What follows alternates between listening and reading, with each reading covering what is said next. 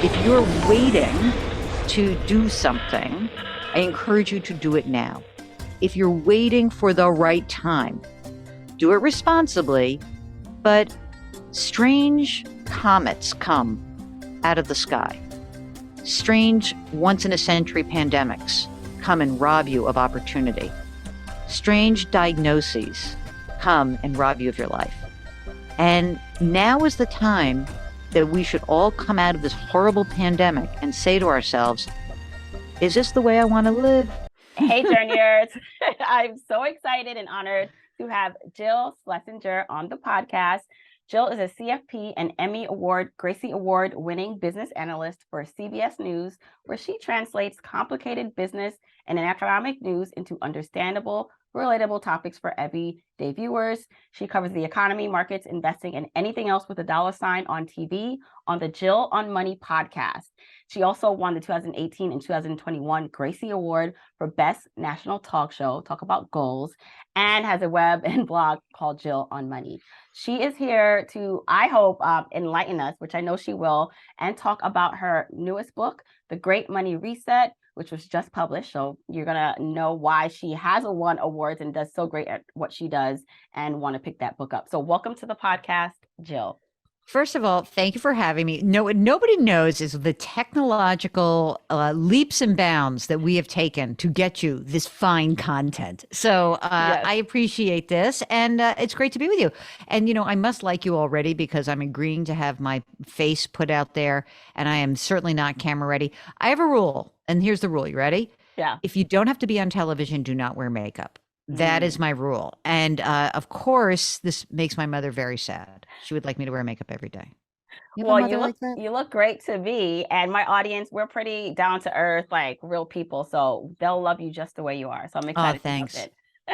Okay, one of the things I was listening to one of your latest podcasts, and something stood out to me that you said, you know, really Jill on Money, which is the name of your podcast, should be called Jill on Life, because money is a little piece of what we do and, you know, really fuels our lives. And I just love that because really, while this is a show about money that I talk about money, it's bigger than that. It's about our lives.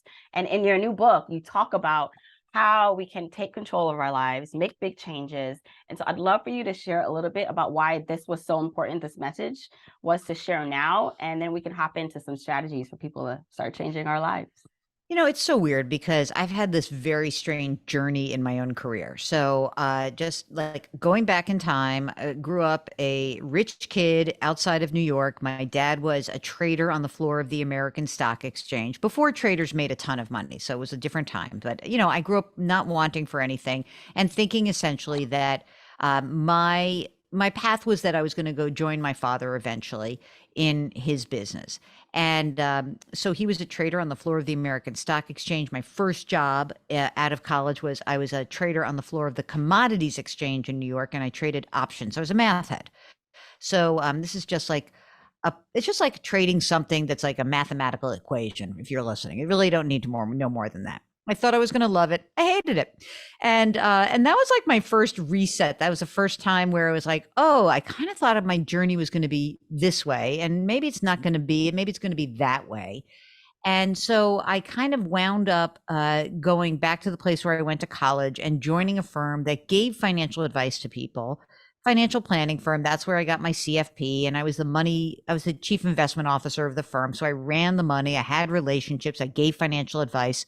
Did that for 14 years. And one of the ways that we grew the business is that I co-hosted a radio show, an old time call-in radio show.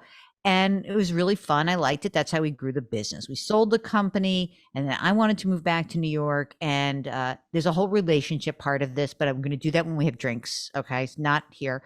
And because you can't sometimes reset when you have a relationship blow up too. Listen, yes. So, you know, it happens. So anyway, I found myself giving advice and really liking that, but you know, something was missing. And then I started deciding that I thought maybe the part of my job that I really did love was this idea of being on the radio and being on TV and writing. And so I tried to kind of use that as an exploration. Well, maybe I could do that. And so that's what I did. And in 2009, in April of 2009, I joined CBS News. We launched a website called Money Watch. And my career just kind of went from there. And on and off, basically throughout my career, I have been giving advice to people, let's call it for, 30 years or 35 years now. And when I decided I wanted to have a radio show and then launch a podcast, I really wanted to be about real people. And I wanted to hear from like, hey, what's happening for real people? Because as you know, when you talk to real people, it's a lot different than going on CBS Evening News and talking about the jobs report, right? It's just like a total different animal. And so, what I found was I was hearing from people and they would tell me these stories. But in the pandemic, the world really blew apart and everybody was freaking out. And we had a twice a week podcast where we had sometimes had like fancy guests, but mostly we just, kind of just dropped it. That was a very normal talky podcast. We moved it to a 7-day a week podcast where all we did was take questions from people. And so they would either connect with us through email or we got them on the air and we kind of knew how to do that. And I just started to realize there were so many different kinds of questions that are being asked. It was so different. It was like maybe every now and again pre-pandemic, I'd get a call from someone who'd be like, my husband just died and I'm blowing up my life. Or, my kid just got a horrible diagnosis and I'm going to blow up my life. But this was like person after person after person. It was like, I am not happy with the way I am living. How do I blow up my life responsibly? And so that is where the idea for the Great Money Reset came to me, which was, I'm very lucky. I have like a book agent. I had written another book and he's like, can't you write a book? And I'm like, I don't have anything to say. And he goes, what's jazzing you now? I'm like, what's jazzing me? These people who are calling up the show and blowing up their lives, like to an extent that I'd never imagined. He goes, there's your book. And that's really what happened, was that I realized if you wanted to do something really different, if you wanted to live your real life, the money was a component. It wasn't everything. And these people were not calling me to get permission to do something different. They said, here's what I want to do. How can I do this responsibly? And that to me was the real spark of, hey, wait a minute. This is not about the money. This is about your life. And so I have this great friend, Raul, who listens to the podcast very, sort of religiously. And he said to me while I was writing the book, he goes, you should really change the money. The show is not Jill on money. It should be Jill on life, because you're really talking to people about their lives. And so that's why I love this book, because it's people's lives and they sort of entrust me to help them create the framework to change their lives. And you have a great framework or way that people can start to plan out that big change. And so I'd love for you to just quickly go over the 5 steps, or the fabulous 5 that you call it, that someone can make changes. Did you think it's kind of sort of a silly thing? But I have to say, one of the good things about being in network news is that you try to talk in 3s and 5s. That's it. 3s and 5s. There's your key to life. So this was important to me because it's something I do with every single person who comes on the air with me, and I take them through these steps. But I realized when I started to write the book, I had to quantify what the steps were, what you were trying to do. And basically, the Fab Five is essentially a way for me to put a beautiful wrapper on the fact that you've got to actually figure out what is going on in your life. You have to figure out where you are today. So step 1 is you have to consider your resources. What are your assets? What do you own? And that means everything, whatever it is, just list it out. I'm not saying your clothes, unless you have like couture, and that's cool. Like you do that. But your bank accounts and your retirement accounts and your car and anything else that's out there. And then part of resources is your income. What are you making now? And also, what are the benefits that you receive? It's so weird in the US, like very different than around the world. But in the US, so much of our financial security is associated with employment. And you don't realize that until you don't have that anymore. So that's part of resources. The second part is everyone's favorite. Well, what's your debt? What are your liabilities? That's easy, actually, because you just list it. Even if you're like, oh, I hate that I have to do, just list it. I don't care. There's no judgment. I'm not judging. I'm not one of those people. Third thing is considering your housing situation. This is important more for older people, in fact, than younger people in many respects, but older people who realize like, hey, I have all this equity in my house, or gosh, I own this house in this place that I don't really want to be anymore. How do I get rid of it? But if you're younger, maybe where actually do you want to live? Did you find that being far away from your family during the pandemic completely sucked? Like, is that was too much for you? Do you want to actually physically be closer to the people you love? And just consider, what is your situation right now? You don't have to do anything with it, right? The fourth aspect is everybody's favorite. How much are you spending? How do you do with that? I know people hate this so much. The reason they hate it is that, you know what? It's not because I think that, I'm talking to you, it's a week before Valentine's Day, but, we always have this, like, oh, the couples, it's financial infidelity. It's really that we're tough on ourselves. I really think that's true, that we make terrible judgments of ourselves. So what I'm asking you to do is that as you consider the money you spend, you don't have to fudge around. And it doesn't really matter what the numbers are. It just matters that we get them down on paper, because we can address them after. So when you look at this, don't be feeling like, oh, I really don't, maybe I shouldn't go to the gym, or gosh, I did go out for drinks too much with my friends. All those things are real, but you don't have to touch that right now. Just list it. The last thing that I think is important in the Fab Five is to really consider obligations you've made to other people. What do I mean by that? Let's say you and I are married and we have like the pinky swear, like, hey, we're going to have babies and that's going to be awesome. Great. And I decide, like, I need to go through this big, I hate what I'm doing. I want to do something different. And, I want to wait to have kids for 5 years. Now, this is a big change, right? I cannot make that change unilaterally. And the same goes that if you have an agreement with your siblings, that your parents are getting older, you're all going to chip in and take care of your parents. Well, you can't just bail on that obligation. So you really need to be careful about the obligations that you've made to others. And those are your Fab Five: resources, debt, housing, spending, and the obligations. With all of the questions you've answered over the years, or the advice you've given, what has been, I know there's probably not a complete universal thing that stops people from making a change, but what have you seen come up a lot for people why they're afraid to make the career transition or move and make these big resets that you're talking about? Well, I think a couple of things that can happen. First, it is the difference between a dreamer and a doer, because you can dream about something but not want to commit to a process. So I think the first step is, and part of the whole reason I wrote the book is that because I got so many of these calls from folks and like basically lifelines, like, please help me, I realized that people were dreaming but didn't know how to put that dream into an active plan.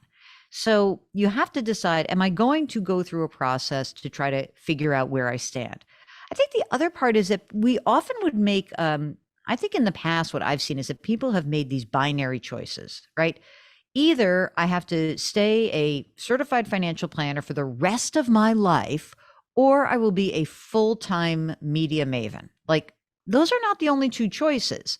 You can create different plans where parts of you are really excited and activated and do a partial reset. You don't have to change everything. And by the way, you might go through a whole process and be like, you know what? Where I am, it's okay. I thought that, like, I really wanted a reset, but I actually think that maybe I need to do something slightly differently, but not radical. Give yourself permission. It's okay. You don't have to go through an entire process to get to someplace else. Actually, sometimes the most valuable resets that I've been talking about with people are people who just say, I'm staying where I am, but I'm happier where I am. Yeah. So it's essentially going through the exercises and finding out that actually this is not too bad after all. Absolutely. I don't know if you ever have this, like, with friends, but I am a woman of a certain age. And, sometimes someone will say to me, I want to get a new job. So, you should go interview. You should go talk and find out what's out there. And then you should talk to a lot of other people doing the things that you think you want to do. And you should find out about it. And you should commit some time. And you may come back and say, if I were going to switch my job right now, like, I had a friend who took a very big job overseas. Like, I want to live overseas. It was a disaster. It was an absolute freaking disaster. And, why did he want to go overseas? Whatever. It was just different. And he was kind of bored with his life. He had 3 different bosses in 10 months and he ended up, it was just awful.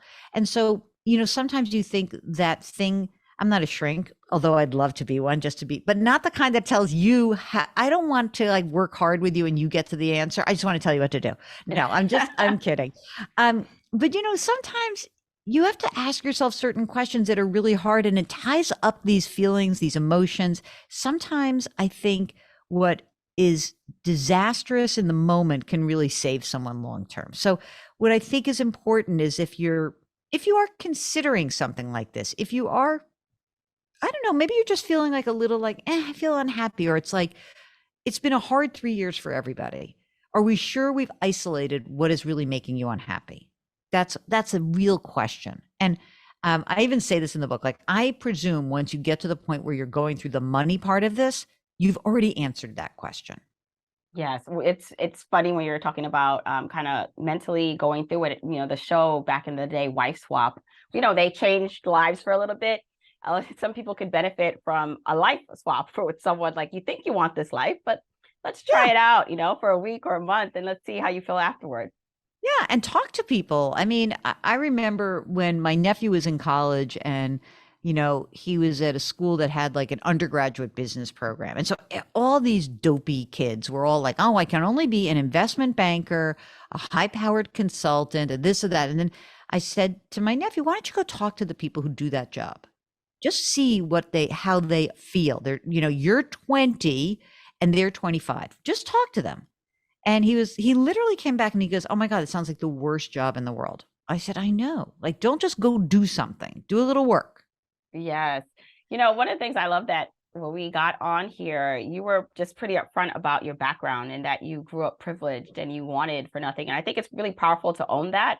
And then looking at the trajectory of your career, going from the CFP, which, is very analytical and, numbers based, to what you're doing now, which is in front of the camera, behind the microphone, very creative, and the confidence that comes with that. And sometimes you don't equate, like you said, like, it's binary. You think that those two things would not exist within the same person, but obviously, we have Jill, so it does. But I know that was there something, even when you were just doing CFP work, or you weren't in front of the camera or behind a microphone, even as a kid growing up, with whatever expectations that maybe you had for what you would do with your life, did you have this already inside of you, or did this unfold, like this career path just Mm. unfold as things made more sense in your life? You and your generation are amazing because I learn every day from people who are younger than I am. And I learn a lot of very important things. One is that we were kind of lucky because not just did I grow up with a few bucks, but I graduated in a very strong economy. And it was like I graduated in 1987, which meant that the economy was still strong. The stock market did crash, but then it was like this extended period of very high powered growth in the economy. And what's really important about that is sometimes you can be lucky about when you graduate, and then like kind of whatever you do, you're going to be okay because the economy's growing. It's such a weird thing. And so there's a randomness to that, as opposed to many millennials and Gen Zers and S Storm. Like, you can graduate and be unlucky about when you graduate. And so there were certain things that were available to me on my career journey that, first of all, were like, just like saying yes to it was going to make you succeed. And that's a weird thing for me to say, because I know that so many want to like be calculating and this. Sometimes it's random and you get like you get the good fortune. I'm sure you're familiar with all the studies that show that, when people graduate into a recession, they're like 10 years behind their cohort who graduate into a good economy. That's luck. That's not like your skill level. Okay. So I want to put out there that there's two bits of luck that I've had. One, I grew up with some money. Two, I graduated at a time when the economy was growing. In terms of like my interior, like the way I'm programmed, the more important part of my upbringing is probably for me to tell you that I was a collegiate athlete. And so as a result, I was hardworking, very achievement oriented. The score was the score. And that helped me in whatever I was doing. I cannot explain to you more than just to say that being a student athlete forces you to really hyper focus on your studies, your working out, your balance, and how you do that.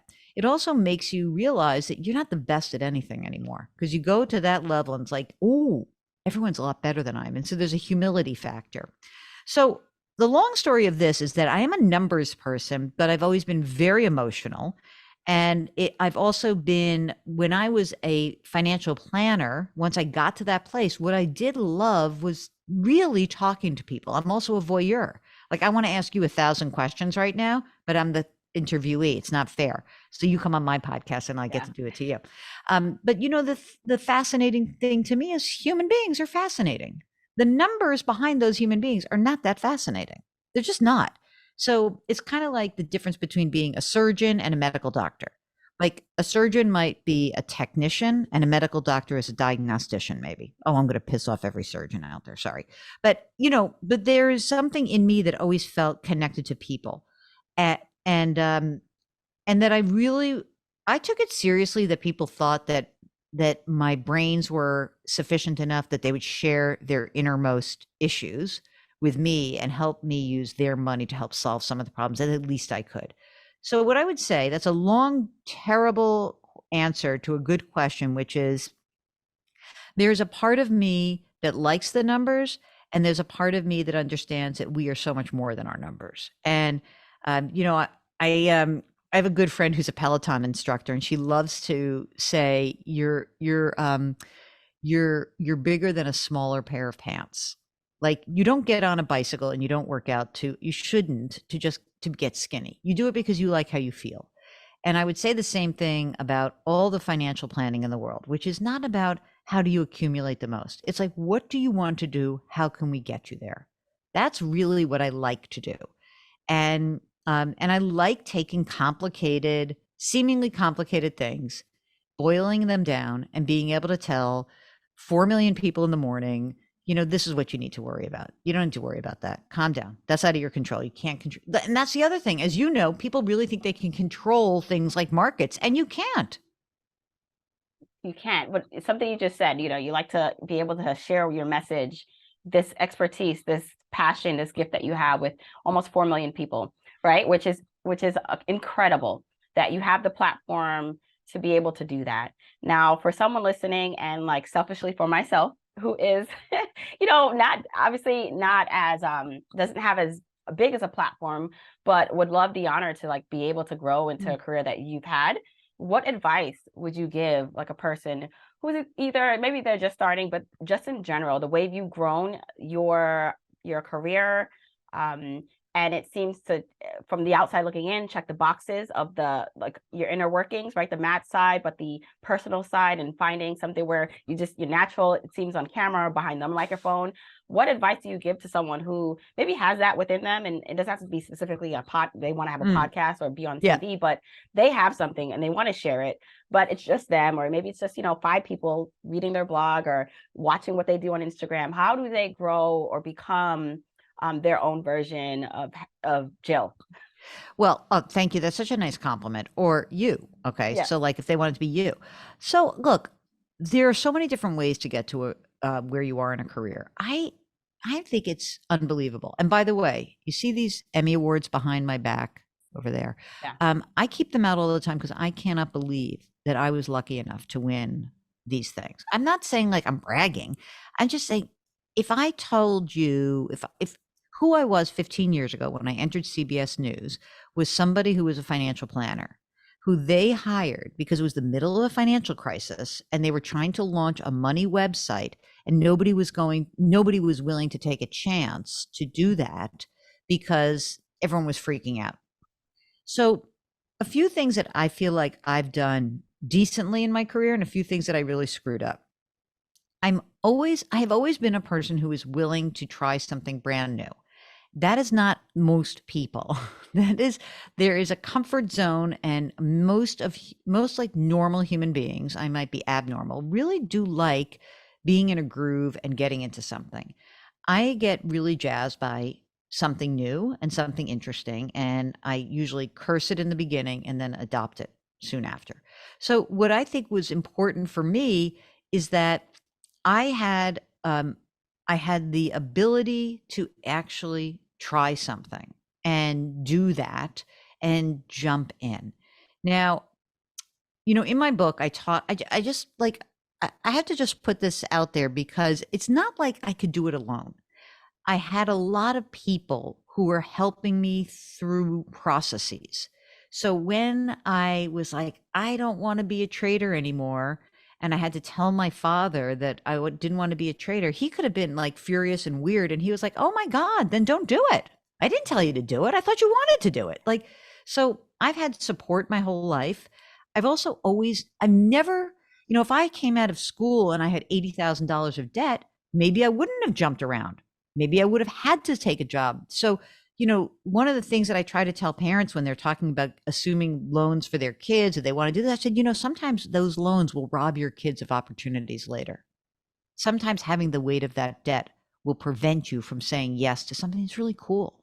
And you might and your 18-year-old brain won't process this, but if you can hear that, even if you have young parents there, that all the things that you think you should be doing, you might be surprised to learn that like really the gift you can ever give your kid is like just coming out of school and not having boatloads of debt for you to manage, for them to manage, because I think that's a real career killer in a lot of ways. So I think saying yes and working hard, and I'm a little bit of a beast. Like I will do whatever it takes. And when people say no, I don't always take no for an answer, which is not, don't take that the wrong way. Can I tell you a great story? Yeah, I love it. I won't drop names, except I will. Um, so, so when I was a financial advisor, I would appear on sometimes news programs, and I first started appearing in Providence, Rhode Island, which is where I grew in my little firm, and they put me on the NBC affiliate, and then someone knew somebody in New York, and I was traveling back and forth, and so I got on some national news stuff, and I started. Don't judge. I don't. Before I say this, don't judge me. I was a guest on Fox News. Okay, let me just say this. It wasn't the same place that it is now. It was a little bit more normal, I swear. And I appeared a lot. I was with Neil Cavuto and Shep Smith. I was on their shows a lot. They liked that I could do straight talk and stuff. So when I was thinking about, when I was selling my firm and moving back to New York, I went and talked to somebody at Fox News who was a high up person there who I knew. And I said, I host this radio show. I'm wondering if you think that there's an opportunity for me to do some radio work at Fox, because they had a radio network at that time. Send me your stuff. So I sent him my stuff. And so here's what he said to me. No word of a lie verbatim. You'll never make it in radio. You have the timbre of your voice is off. So I was like pissed. And I called my parents up and they were like, what happened? I was like, oh my God, it's a terrible meeting. I'm never going to make it. And my father said, my mother's very conservative. She's like, well, maybe you should just be a financial planner. It's a good living. You can make a good living. And my father's like, screw him. That's one person. It's so subjective. Why are you, who cares? Go to the next one. And sometimes that is very good advice, because don't you hear those stories all the time about people who are like, the no's really sound very loud, and you just go on to the next one. So, I think that sometimes in your life and in your career, you're given like these negative messages. Some they're real. I'm not a concert pianist. Might find out and be like, you're not a concert pianist. Okay. But something that is subjective, or if you feel like someone else has told you like you're good at this and another person says, no, you're not, go with yes. Go with yes, you can. And maybe you should try it. So if you're looking at expanding your footprint, and I did it in a way that I think was easier for my personality, which is I like to grow things with other people's money. So I grew my brand under the CBS News umbrella, and I still do. And so if I were you, I think are a much gutsier way of doing it. So I came into CBS News, and I had then I created this show called Jill on Money, which they were very nice and let me own separately. So it was a very different time. So I was able to create a bunch of stuff on the side that was my own. And that was great. And that I love working there. Like I have the most amazing colleagues. They're so smart. They're so great. But, I am not, I don't think I would be where I am today without CBS News, that brand behind me. Right. And it's so many amazing points, but you were able to do it in a time and in a way where you owned, you own the ownership to your brand separately, which is amazing. Yeah, I mean, look, there are so many great examples of this. Like the intellectual property or the IP of like what you create is incredibly important. And so I I had this idea about something I wanted to do. I wanted to do it for CBS News, and they're like, nobody cares about weekend radio. So do you want to do it on your own? Sure, I could do it on my own.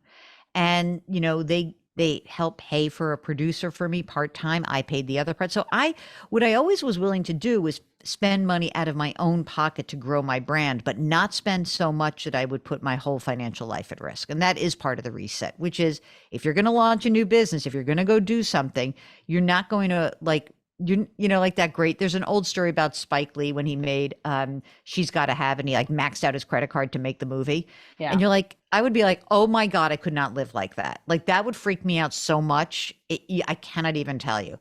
But the idea that he did that, I mean, I don't think that most people would grow a business that way, but I also would be very careful. Like, be careful about the partner you take on. Be careful about that because partnership is very different than sole proprietorship, and employees are really hard to manage. And all those things are incredibly important things that you learn about yourself as you go on the journey that would it for wherever your career takes you. Yeah, and it's important to be creative with perspectives because while you worked with CBS to build your brand, I worked in corporate America also for a while before I quit to do what I'm doing full-time, Journey to Launch. And I at the end I viewed my corporate job as almost the investor. They didn't know that, right? But Yeah. what I used from the paychecks or the money I saved helped fund this life that I'm currently living. So maybe if you also are listening, you don't have like a corporation to help you build your business, but if you're working full time and have aspirations outside of that to do something else, you can begin to look at that. Okay, how much can I actually take from my paycheck to help invest in this new pathway that I'm about to embark upon? And you know what else is kind of cool? Like this idea of the side hustle. I don't know if you've ever interviewed Chris Gillibo, who wrote the I book Side have, yes. Hustle. He's Yeah. a buddy of mine. And I loved when he said to me, we were talking about side hustles early on when he first wrote the book. And I thought what was interesting about him is that, he was like an accidental entrepreneur, right?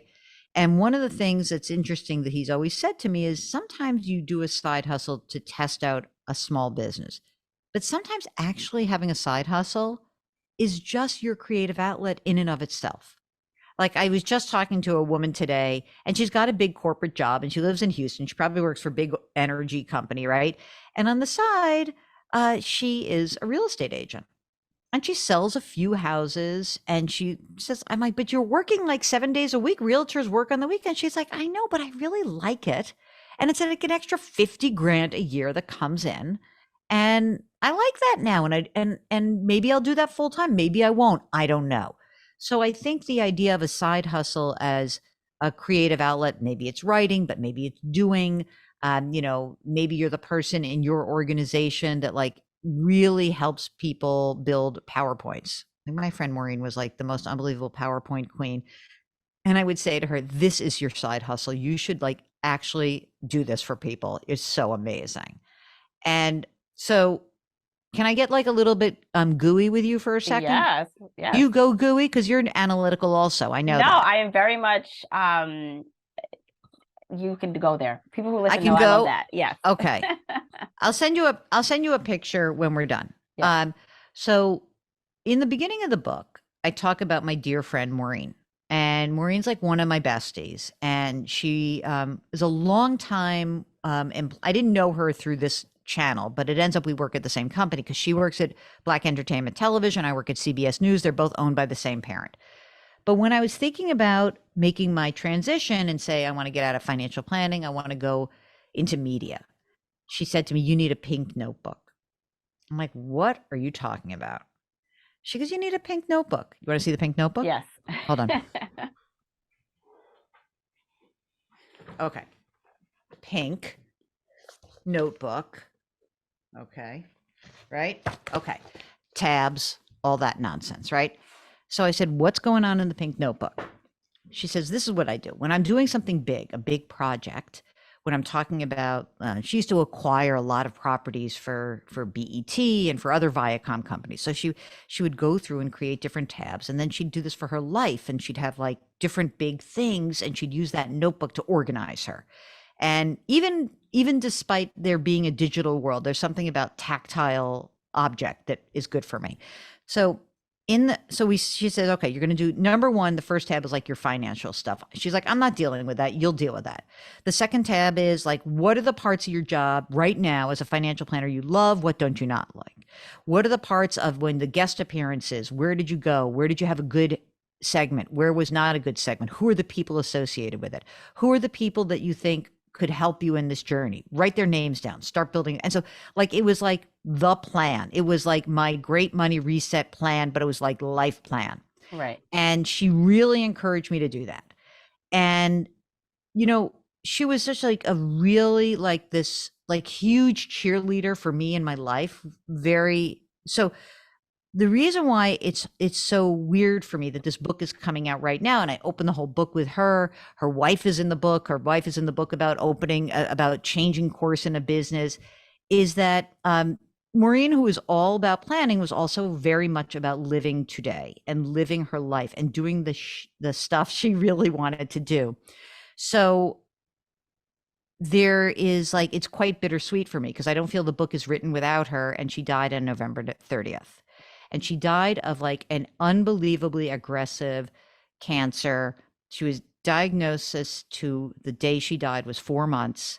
And throughout her illness, where, you know, we were there with her all the time, she would turn around and say to me, like, how's work going? What are you doing next? How's the pink notebook? What's happening? And if I could like stress anything to anybody listening, it is that when you see one of your best friends die before your eyes, you start to realize that life is freaking short.